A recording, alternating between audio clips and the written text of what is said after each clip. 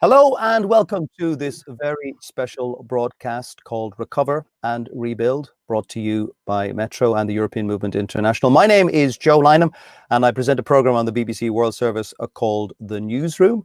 Before that, for many years, I was a business and economics correspondent covering the dot-com crisis, covering the financial crisis, the Eurozone crises. But this pandemic and this story of the virus is the biggest story that I have ever covered. And it is a very worrying time for many Europeans. More than 100,000 have died over the past few months, and millions of Europeans are worried about their future. Will they be able to stay in work? Will they retain their jobs? They can't even shake hands with each other anymore or pat each other on the back, let alone give each other a hug or a kiss on the cheek.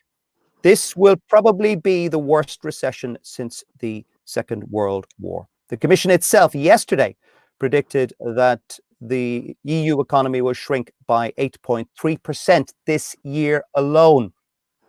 And that was even worse than the previous forecast a few months ago. The Eurozone shrank by 17% in the first half of 2020. Unemployment in France and Italy is set to soar to 13% and 11% respectively. People need reassurance. They need to know that their political leaders and their institutions and their politicians and their companies will have their best interest. They need to know that the recovery will be swift and that they will be protected.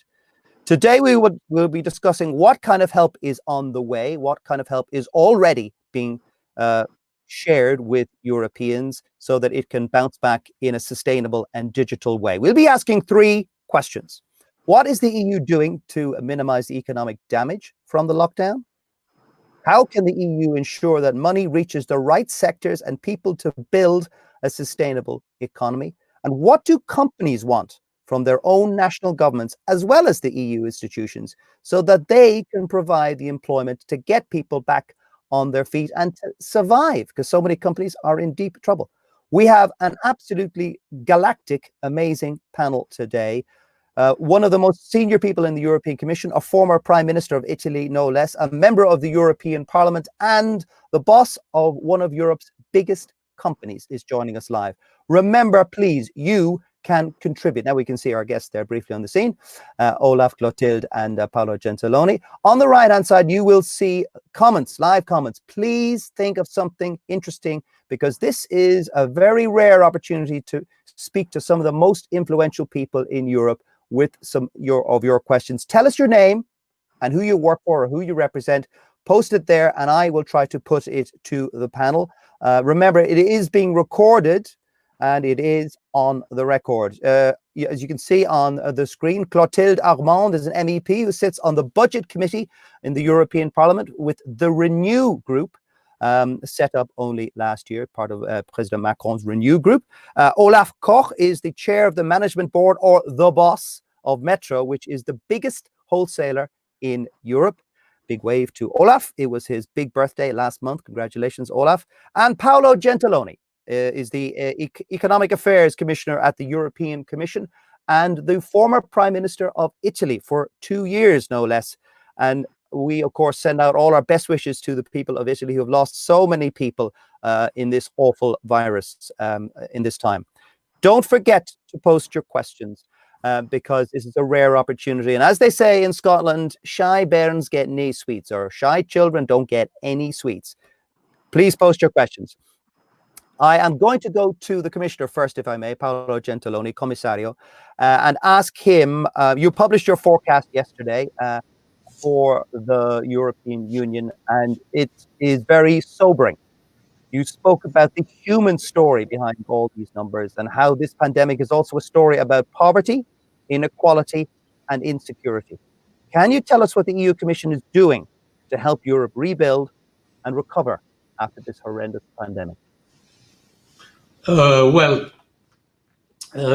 Yes, indeed. I think that we have to be aware of how deep the crisis is and how deep the social consequences will be in the next months.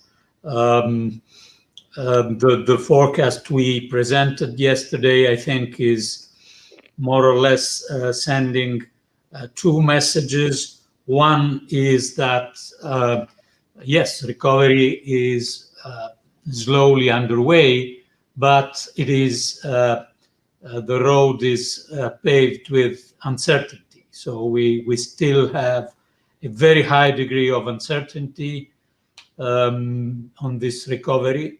And the second message is that even in the comparison with our forecast in spring and yesterday's forecast, we see differences among member states enlarging.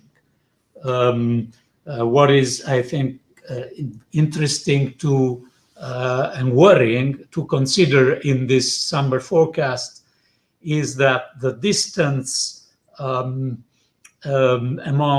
different countries augmented and is supposed to increase also next year. So at the end of 2021, according to our forecast, we'll have a few European member states back to their level of GDP of the end of 2019, and other member states 3, 4, 5 points behind the level of the end of 2019.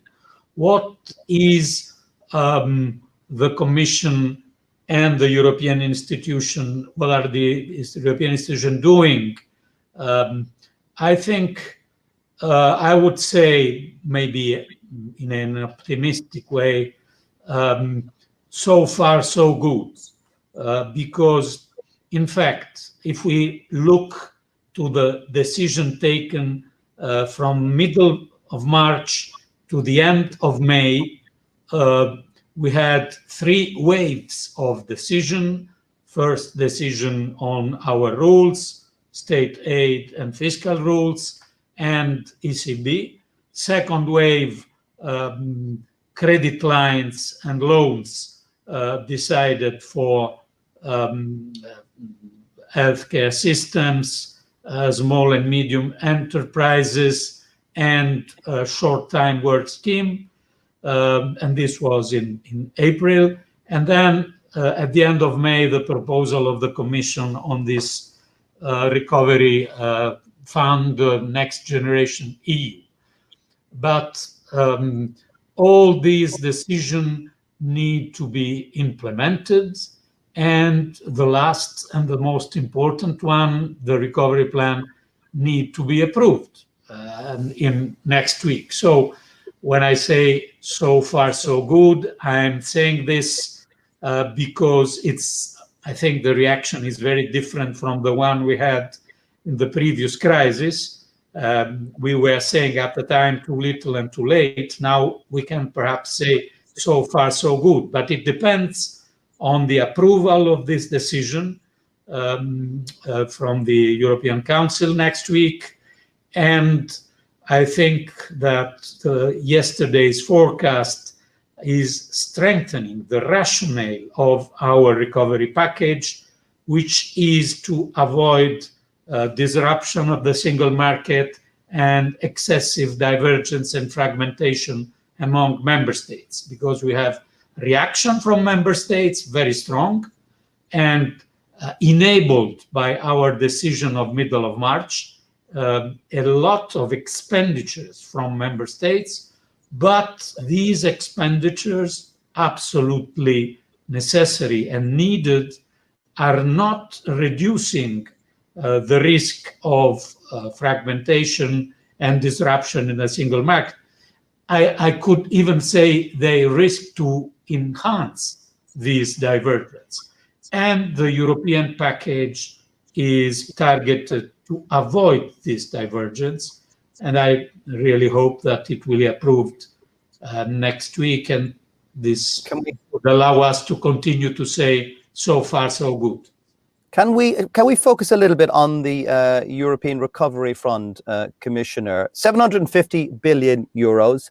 We all well, not all of us, most of us are aware of the fact that there is resistance. The famous Frugal Four, I Frugali, of Sweden, Denmark, the Netherlands, and Austria. They want most of the money of that 750 to be in the forms of loans and not of grants. What kind of progress are you making in terms of compromise? Because today we heard from Chancellor Merkel speaking in the European Parliament, talking about compromise, and people will have to compromise. What kind of compromise do you think will be agreed? Well, it's not to me to define this compromise. If I honestly, I consider the proposal of the Commission a very good basis for a compromise, because the proposal of the Commission was not coming from a radical someone with strange ideas. It was the result of a very serious and solid assessment of the needs of the intervention. These needs are strongly confirmed by what we said yesterday in our forecast. They are confirmed by the risk of shortfall in private investment that we will face in the next couple of years. Someone could say, yes, but we are not yet seeing very alarming consequences from a social point of view. Unemployment rates are not comparable to what is happening in US. But my answer is consider the differences. Our system is keeping people employed with low decisions, with schemes, keeping people linked to their employment. We have also legal reasons, because many people is not asking for jobs during a lockdown, but this doesn't mean that the unemployment risk is low in the Union. We will see next autumn. It is connected to the risk of solvency of several companies, and also it is connected to the duration of these schemes of short-term or cassa integrazione or chômage partiel in different countries. They are not perpetual, these schemes. So the social consequences also are there. I think that the Commission proposal is very serious, and it is the sound basis to find a compromise. My suggestion Sorry, Paolo, does the proposal for this recovery fund, is it a form of Eurobonds? Because this is something that the Northern Europeans are very nervous about, but what the Mediterranean countries, including Italy and Spain, are very keen on, a form of debt Europe-wide that will be kind of paid back through contributions to the European Union in future years. Well, I think we have to be very clear in two things. One is this is not a new chapter of the discussion and the division we had in the previous 12 years.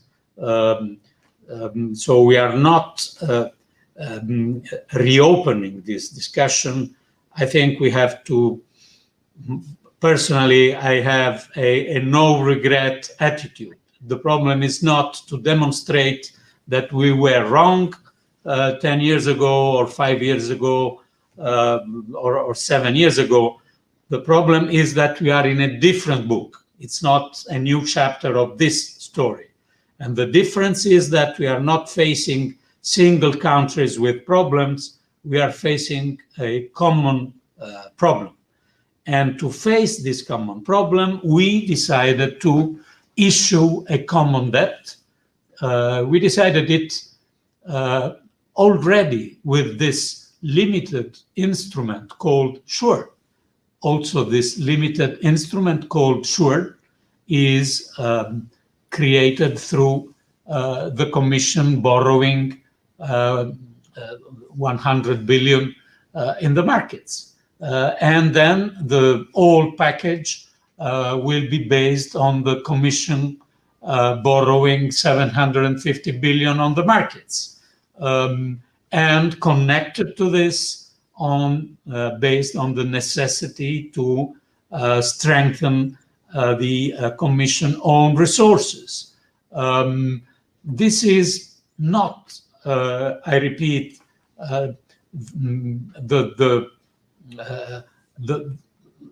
the winners of the discussion on Eurobonds of the previous decade. This is a completely new story. Yes, we are issuing a common debt that we will repay with the union own resources, but we are doing this not to mutualize the debt accumulated in the previous decades, but we are doing this to face a common crisis and to avoid that the consequences of a common crisis would create difficulties for our single market and our euro area. This is the rationale. I'm going to bring in Clotilde Armand, MEP, if I may. Clotilde, we spoke a little bit earlier about the risks of division, of North v South, of those countries less affected versus those countries more affected by this virus. I know you have a strong passion when it comes to EU cohesion, and especially the East-West division that might develop as a result of this pandemic. You are Franco-Romanian, half French, half Romanian. Would that be a fair description? So you've got a foot in both camps. Well, Joe, I'm Romanian. I am a Romanian MEP. France has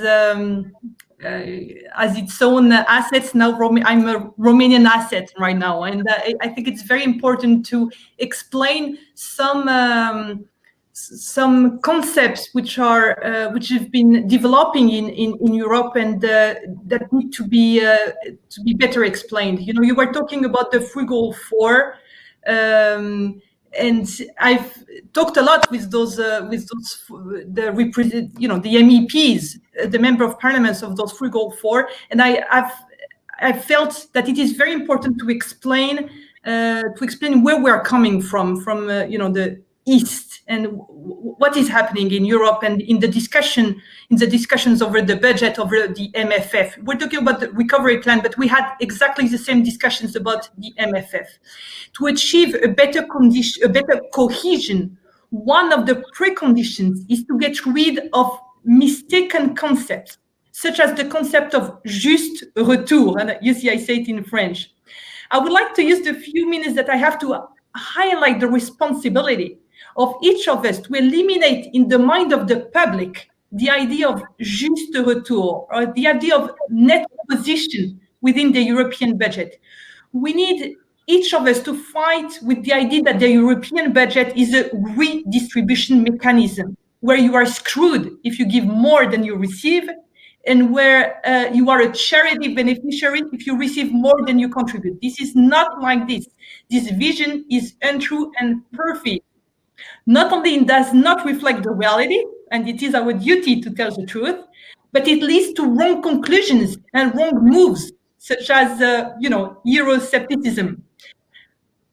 Actually, I have always noticed a kind of connivance or complicity from the Westerners to tolerate the idea that some countries are net beneficiaries, other countries are net contributors, and you will hear that all the time. And why do we have this complicity from Westerners? Because basically it puts Westerners or northern countries in a very nice light. They look like, the good guys who are the generous souls.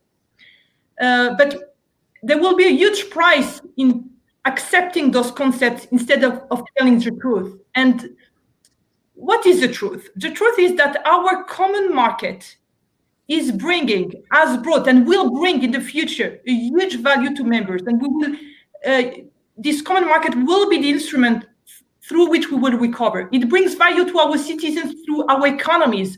Our economies can recover the cost. They can share the knowledge. They can access new markets. We have Metro here with us. They will tell us how how they could expand. They are everywhere in Romania, for instance. They have actually all the Western distribution companies like Metro have destroyed the local. There is no more Romanian distribution company, no more Romanian supermarkets and hypermarkets. So our citizens are getting more value for their money through this common market. But like any mechanism, it is not perfect. Some countries are better prepared and their companies get more than others from the common market. We can take each sector and we will see which companies are stronger, expand, conquer new markets, and which companies just die. A strong economy, well capitalized, well prepared to face fierce competition, will always want to be in a free trade area, such as the EU common market.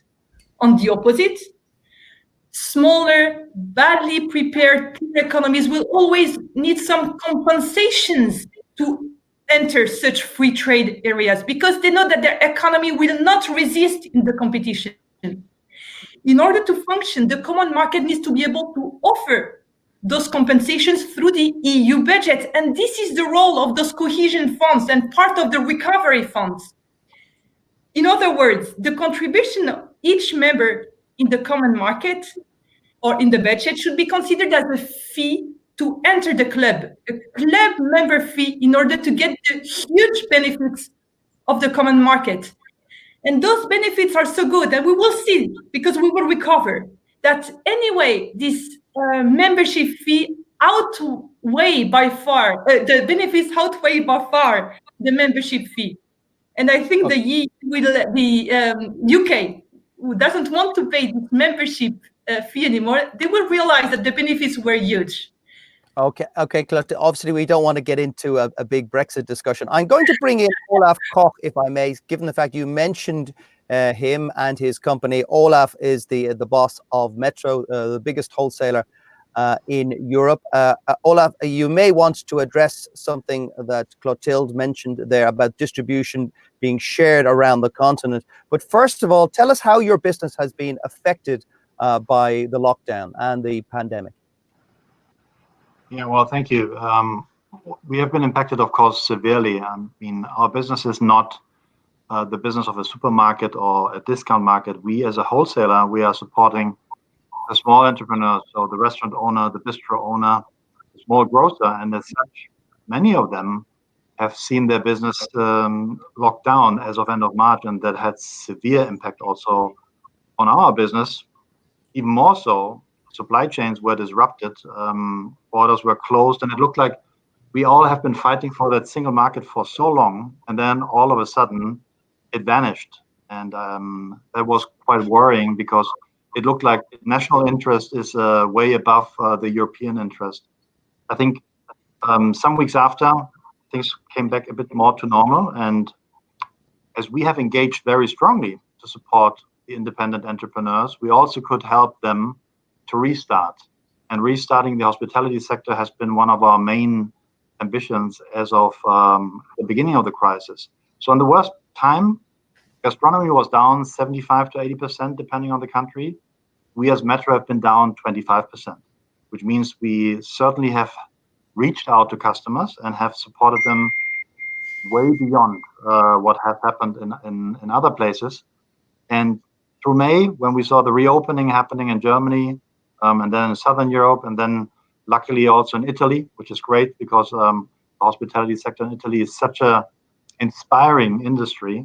We have been now coming back almost to like-for-like break even. So we're getting through this crisis, and it feels like we're getting through this crisis stronger. And I would like to address what Clotilde has mentioned about the large companies being an enemy of the small. I fully disagree, and certainly for Romania, because in Romania, we are fostering the independent grocers. We are giving them tools that they can use to be competitive against the international chains.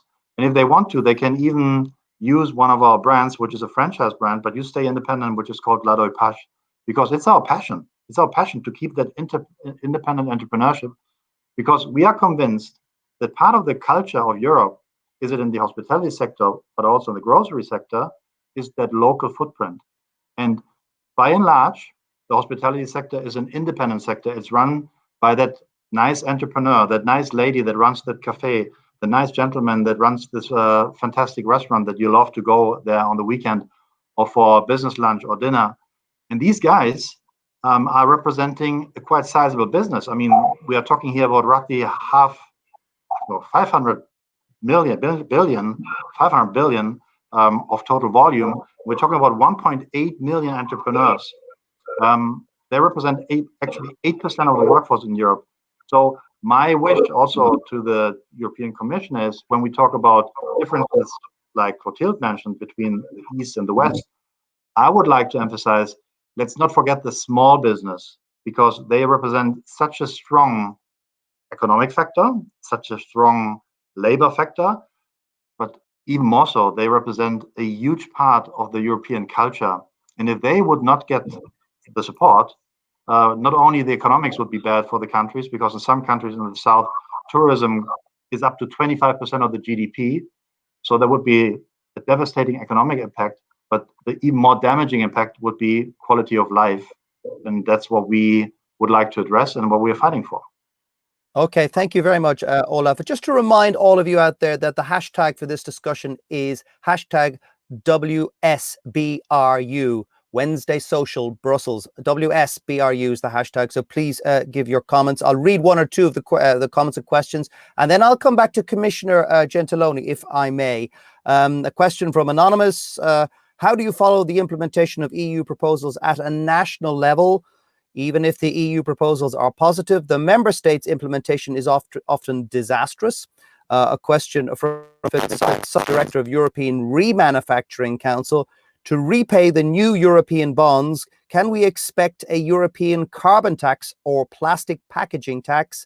A question from Arthur Tenfolde from Ecopreneur, representing 3,000 green SMEs. What are you doing to attach green strings to a 100% recovery, now 25%, I'm not sure quite what he means, now 25% of EU recovery funds, and the MFF, which is the multi-annual financial framework, which is another way of saying the budget. Let me come back to the Economy Commissioner, Paolo Gentiloni, about the tools that the European Commission has to get people or to keep them in work. How do you keep people in work if they're working for companies which could be described as zombie companies, i.e. companies that don't really have a long-term future, Commissioner? They are surviving thanks to national government support and very low interest rates. Should the European Commission, should the EU be supporting zombie companies? Definitely not. If you look to what happened in the last 3 months,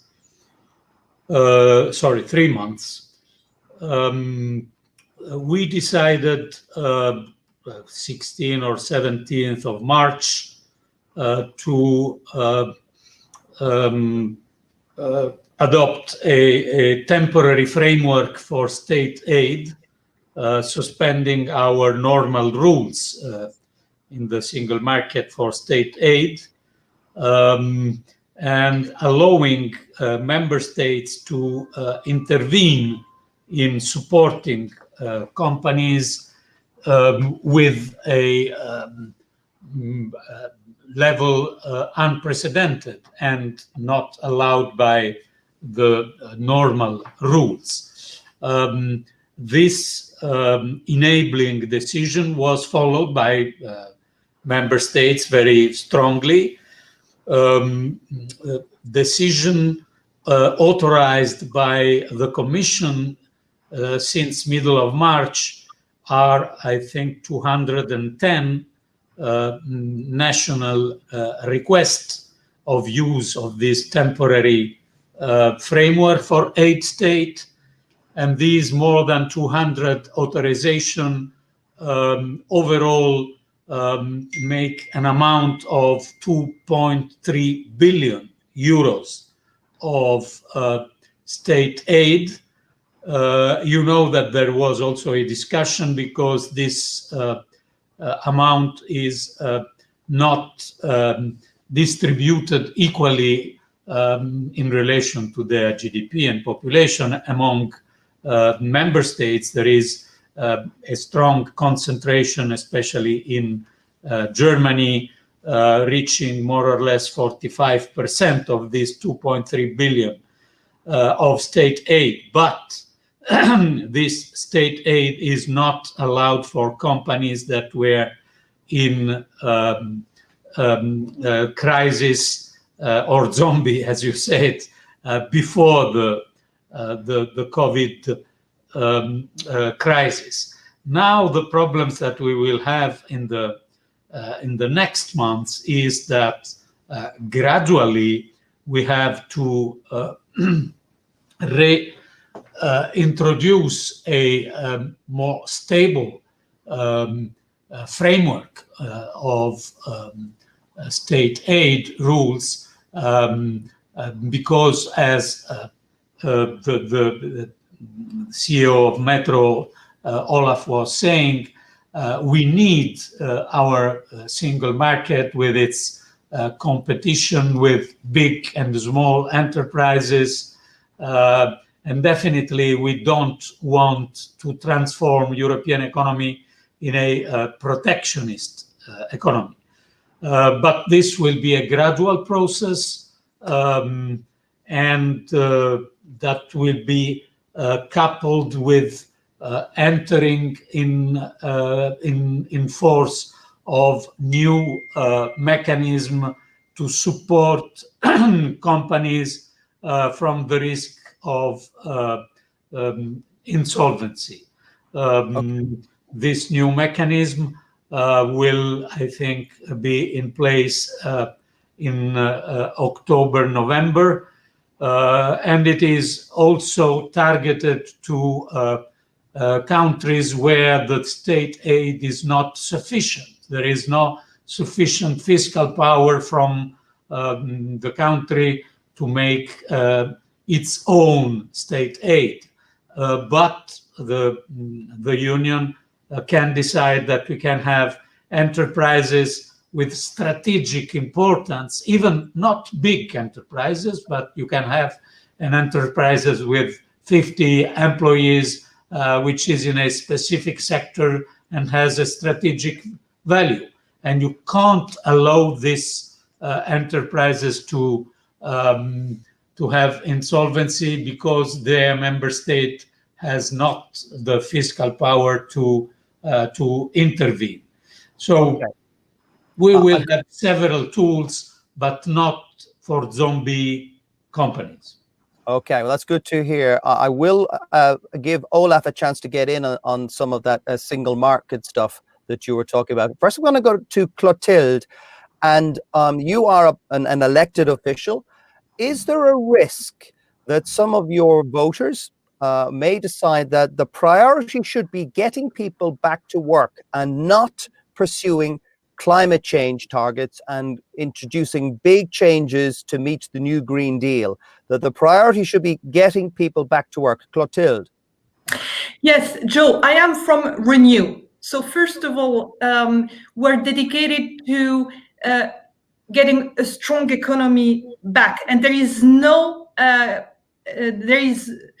conflictual goal in the Green Deal and getting back people to work, because we believe that actually the Green Deal is going to create value, economic value. You know that Europe has lost its leadership when it's about digital, and this is something we need to talk about. But we want to be again new leaders, but in this new field, which in which we will invest a lot, which is the ecological economy, if you want, the green economy. So this green economy is a way for Europe to regain its leadership role. So it is a huge new market in which we want to be the leaders. I just wanted to mention as well something. I am a liberal, as I was saying, because I am from Renew. So I believe in the magic hand of the market. So my remark on Metro, and I apologize if I was being aggressive, was not something, it was not a reproach.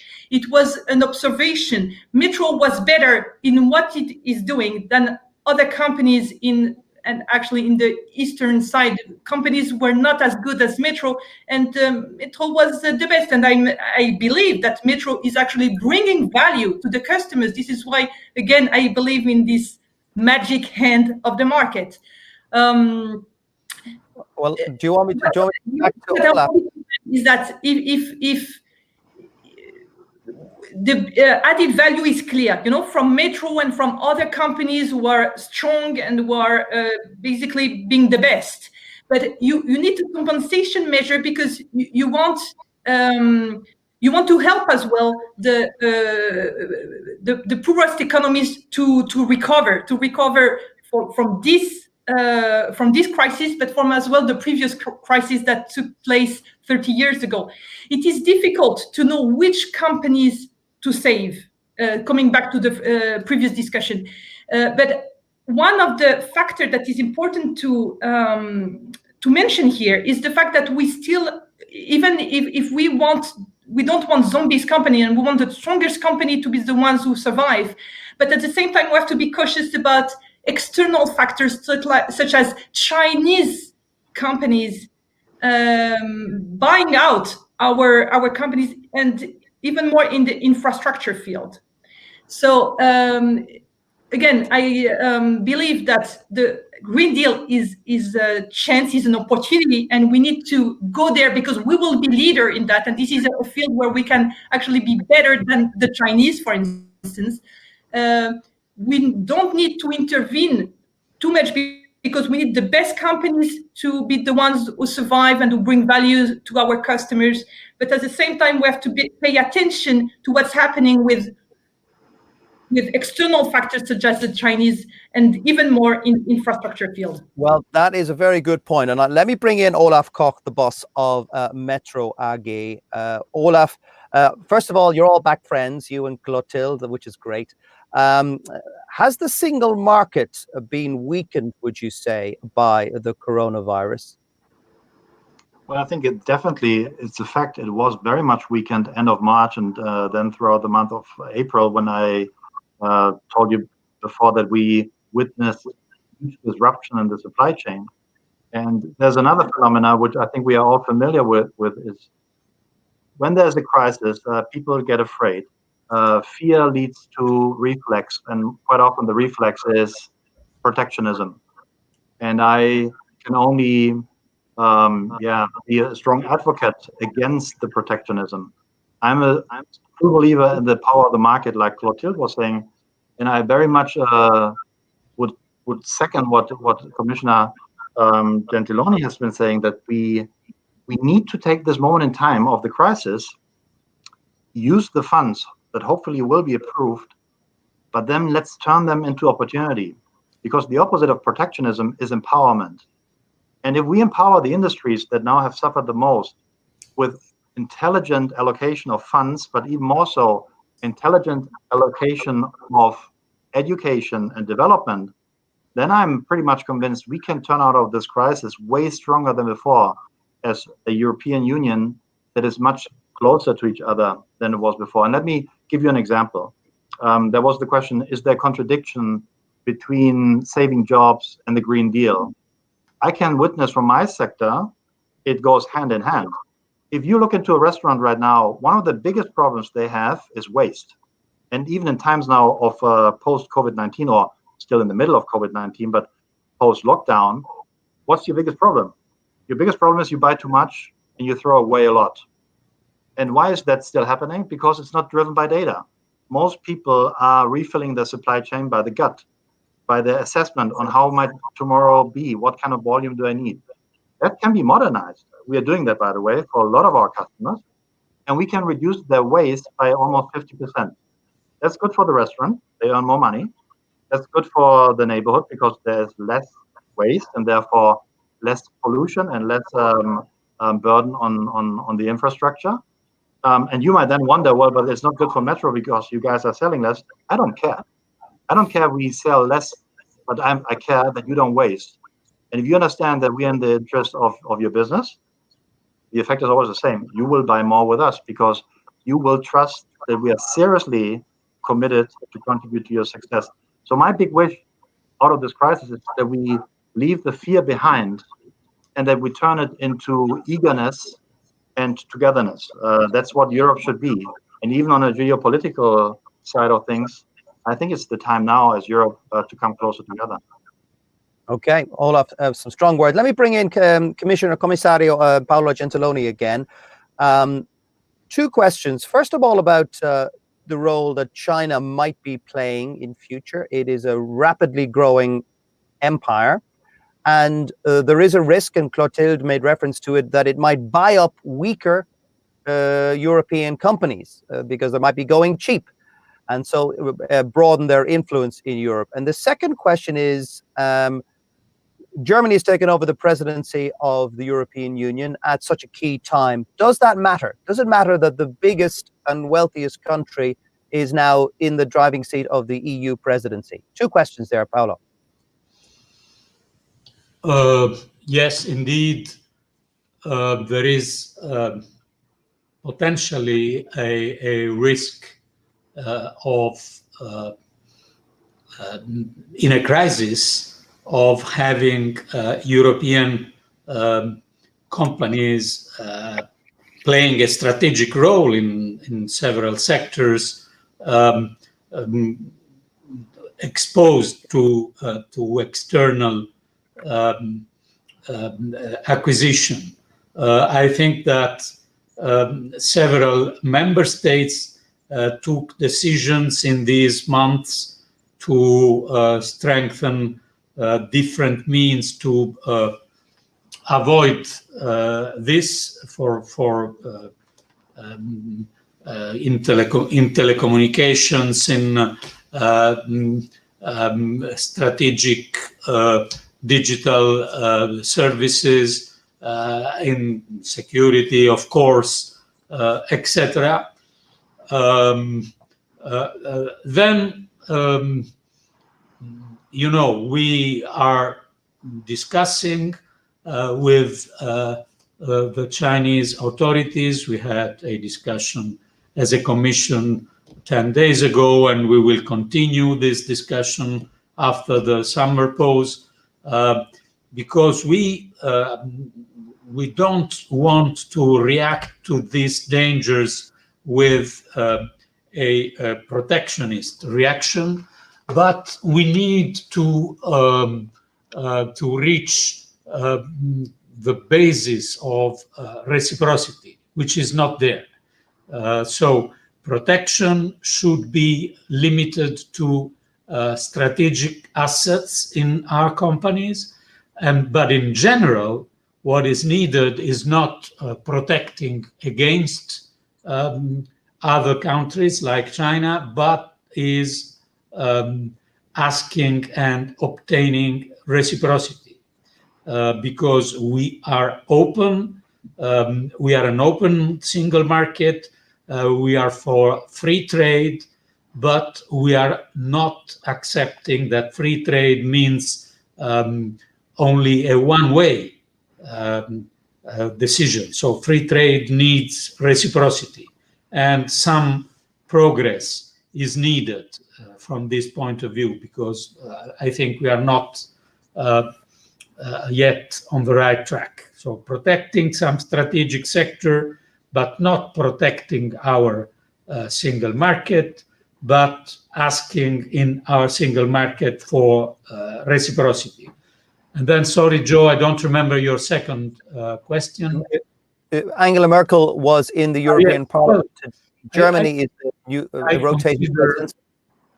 I consider this to be frank and honest, a very good opportunity, because, well, if we were able to make such an ambitious proposal as European Commission, this was also because of the progress of the awareness of the necessity of a common reaction in Germany,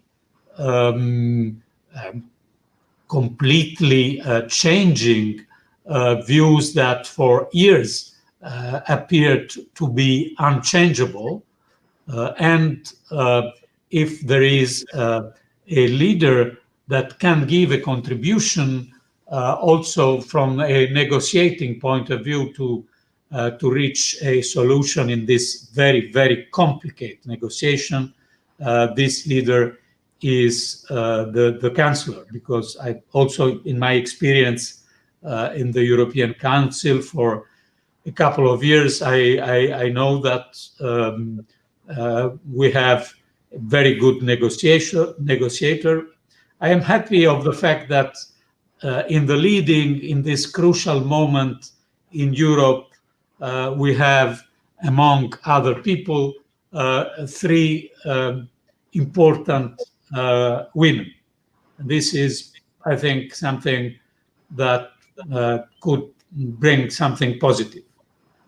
Okay, well, let's go to another leading European woman, Clotilde. You were in the chamber today, the European Parliament chamber, when Kanzlerin Merkel spoke. Did she tell you what you wanted to hear? Well, Joe, her key word was together. And then she had 5 points. The first one was fundamental rights. The second one was cohesion. The third one was the Green Deal or climate change.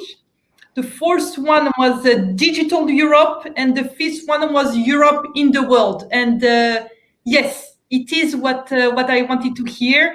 We have, I put a lot of hope in the German presidency. Mrs. Merkel has always, and her team, they've always understood that Germany is one of the main winners. Everybody's winner, but she's the very strong winner of the common market. She knows that you shouldn't be speaking in terms of net beneficiary and net contributors, because she knows that this concept is basically mistaken. She understands very well that Germany can only win with a strong Europe, and she wants a strong Europe. I believe that what she's doing, fundamental rights, it is very important. We have been in this COVID crisis where we don't even, we're missing those fundamental rights. We want to recover on that side, on this perspective as well. Cohesion is something very important to us, because, as I said before, the common market can only work if we have this cohesion, and it is important to have a strong Europe. The Green Deal is something that all citizens we want. That in the local elections that took place 1 week ago, I believe, in France, the citizens expressed this, that they really want to have to be very serious on the Green Deal, on climate change, on something much more close to a healthy way of life. Digital is something extremely important to all of us. Eastern countries have rebuilt their economy, and one of the pillars of this economy is actually the digital economy. So this is something important to all of us, West and East. And Europe in the world is something that we must assume. We are the ones who believe in values that are important to the rest of the world. If we want to be a leader, and if we want to be an ethical leader, because being a leader means as well having some responsibilities, and it is important that we assume those responsibilities. So yes, I was very happy with the speech of Mrs. Merkel. Okay, thank you very much, Clotilde. Just to remind everyone out there that the hashtag is WSBRU, and you can, of course, submit your questions on the right-hand side in the live comments. Let me read one or two comments that we have had, and then I'll put one or the two of them maybe come to Olaf next. So stand by, Olaf. A question from Kaka Nadaridze from AFRD in Georgia. Free trade agreement between developing low-income countries with EU member countries, China, etc. Which country would benefit more from a free trade agreement? Question from Catherine Dimitrioulias.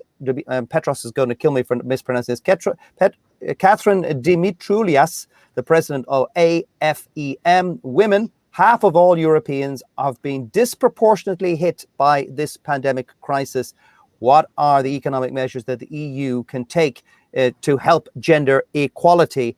And a question from someone who didn't give their name. Is it necessary, Olaf Koch, for the public to help for the modernization of small and medium-sized companies, but not zombies, they stress, as Metro is doing, for example, in the hospitality SME sector? Olaf.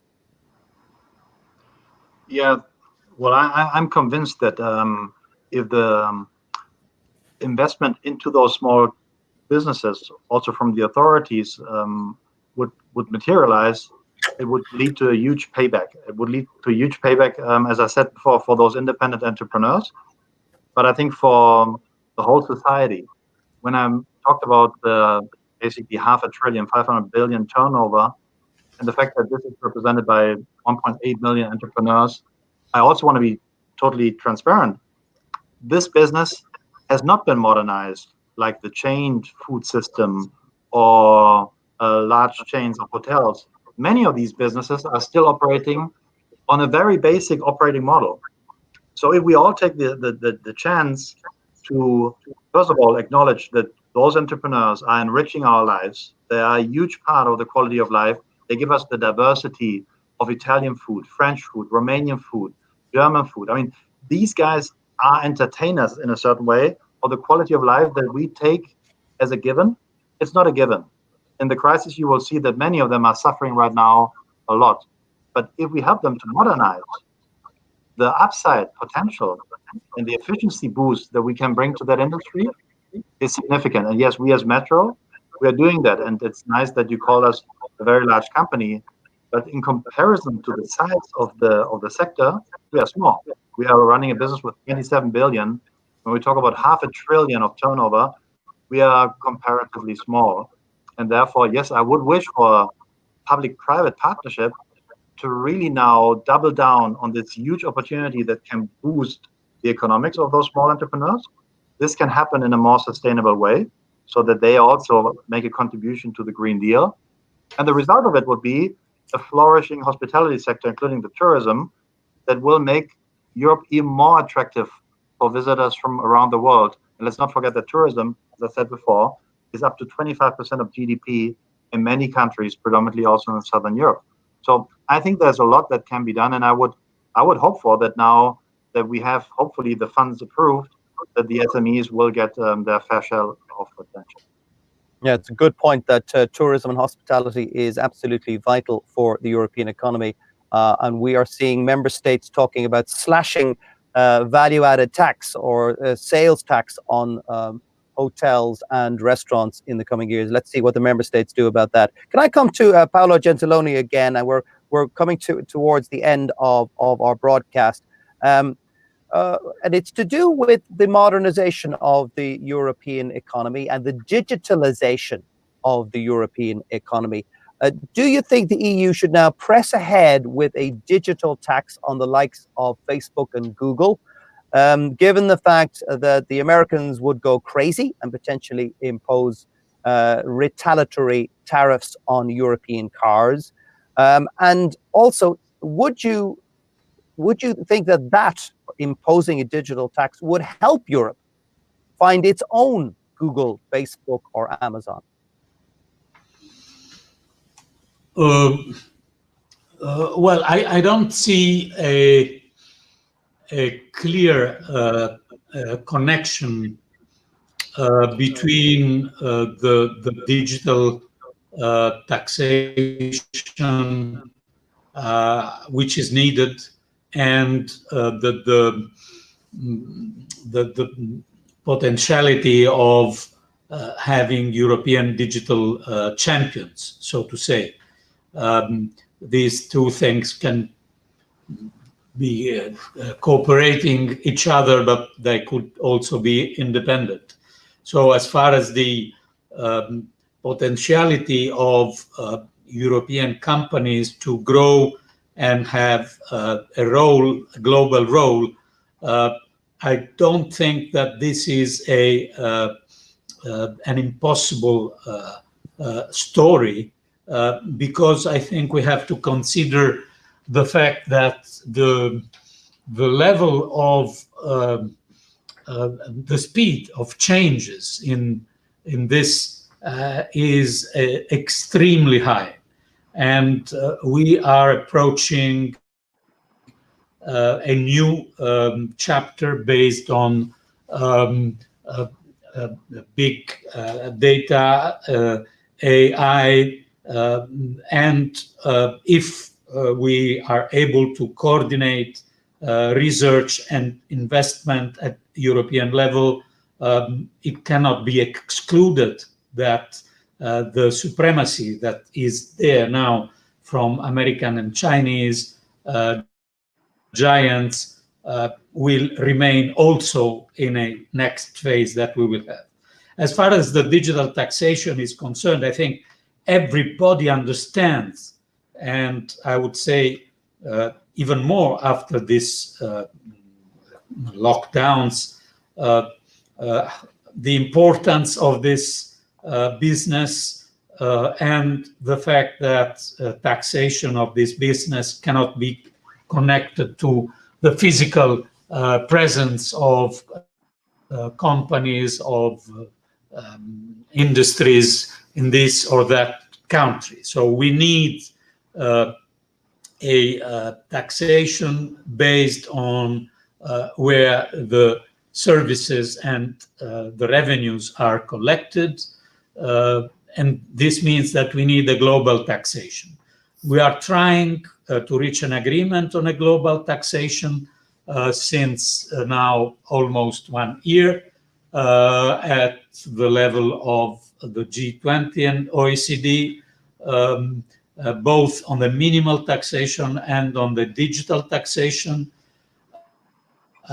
What is interesting is that the giants of the digital platforms are not against this. I met most of the CEOs of these giants in recent weeks and months, and they understand the need of having taxation, and they only fear to have too many taxation, double, triple, quadruple taxation in different countries. So now I think we have to insist in trying to reach an agreement at the global level, despite the fact that the US government practically freezed this search for an agreement, not leaving the table of negotiation, but freezing it. I understand that this is also, everybody understands that this is also connected to the fact that we are in an election year in America. And so we will not consider this effort for a global solution as concluded, but definitely if we have no result in the next 6 months in this global arena, we will come in the first semester of next year with a proposal of a European digital taxation. Also because we have already French, Italian, Austrian, Czechian taxation, and possibly also UK and Spain soon. So we can't have 7, 8, 10 different digital taxation. We need either a global one, which will be by large the best solution also for the digital companies, or if this will reveal impossible this year, next year we will put on the table a European digital taxation proposal. Well, on that note of a digital tax, which will either be global or EU-wide, we're going to wind up the discussion now. It has been a very interesting discussion. We've heard a lot of different perspectives on this. Recovery and rebuild. All I could say is that the debate can continue online at #WSBRU. This discussion will be put up on the website brussels-wednesdaysocial.eu. That is Brussels-WednesdaySocial.eu. So you can watch it all again and pretend it's live and post your questions, even though nobody will get them. Anyway, I would like to thank Clotilde Armand, the MEP. Thank you very much, Clotilde. Merci. Olaf Koch, the boss of Metro. Vielen Dank. And molto gentile, Paolo Gentiloni. Thank you very much. Thank you very much for all your time. And let's get to work, as they say. Thank you for joining us. Thank you. Thank you. Thank you. Bye-bye. Bye-bye. Bye.